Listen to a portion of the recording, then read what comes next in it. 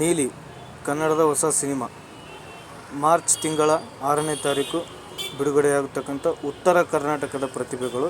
ಇದನ್ನು ನಿರ್ದೇಶಿಸಿದವರು ಮತ್ತು ಸಂಭಾಷಣೆ ನಿರ್ಮಾಪಕರು ಪಿಳ್ಳೆಗೌಡ್ರು. ಈ ಸಿನಿಮಾದಲ್ಲಿ ಹಾರರ್ ಮತ್ತು ಅದಕ್ಕಿಂತ ತುಂಬ ಭಯಂಕರವಾಗಿ ಚಿತ್ರವನ್ನು ನಿರ್ಮಾಣ ಮಾಡಿದ್ದಾರೆ.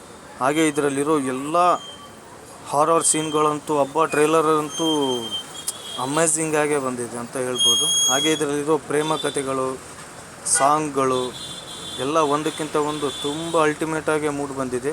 ಹಾಗೂ ಪ್ರೇಮ್ ಸಾಗರ್ ಅವರ ಹೊಸ ಸಿನಿಮಾ ಇದಾಗಿದ್ದು, ಅವರು ಇತ್ತೀಚೆಗೆ ಎಲ್ಲ ಥರ ಯೂಟ್ಯೂಬಲ್ಲಿ ಶಾರ್ಟ್ ಫಿಲ್ಮ್ಸ್ ಮೂಲಕ ಪ್ರತಿಭೆಯನ್ನು ಹೊರಹಾಕಿ ಈಗ ಸಿನಿಮಾ ನಟನೆಗೆ ಎಂಟ್ರಿ ಆದಂಥ ಪ್ರೇಮ್ ಸಾಗರ್ ಅವರಿಗೆ ಹ್ಯಾಟ್ಸ್ ಆಫ್ ಅಂತಲೇ ಹೇಳ್ಬೋದು. ಇದರಲ್ಲಿರೋ ಕಾಮಿಡಿ ಕೂಡ ಅದೇ ರೀತಿ ಇದೆ. ಕಾಮಿಡಿ ಎಲ್ಲ ಥ್ರಿಲ್ಲರ್ ಸಸ್ಪೆನ್ಸ್ಗಳನ್ನು ಹೊಂದಿರತಕ್ಕಂಥ ಚಿತ್ರ ಇದಾಗಿದ್ದು, ಚಿತ್ರಮಂದಿರಗಳಲ್ಲೇ ಹೋಗಿ ವೀಕ್ಷಣೆ ಮಾಡಬೇಕೆಂದು ವಿನಂತಿ.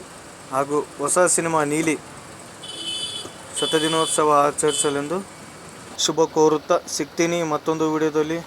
Thank you.